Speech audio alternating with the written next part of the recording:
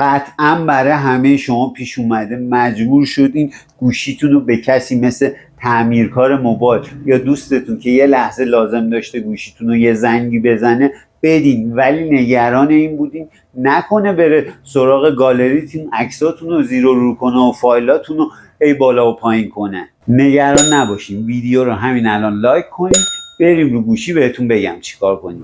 وارد تنظیمات گوشی میشیم، قسمت مراقب دستگاه، گزینه حالت نگهداری رو روشن میکنیم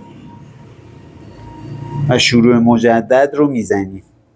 حالا میبینیم که رو حالت نگهداری رفته گوشی و قسمتی مثل گالری رو میبینیم که دیگه هیچی به شما نشون نمیده، یا تو بخش مخاطبین هیچ مخاطبی رو دیگه نشون نمیده و با خیال راحت گوشیتون رو به هر کسی بخواین میتونید بدید. برای خارج شدن از این حالت هم کافیه وارد تنظیمات بشیم، بخش مراقب دستگاه، حالت نگهداری و خروج رو بزنیم.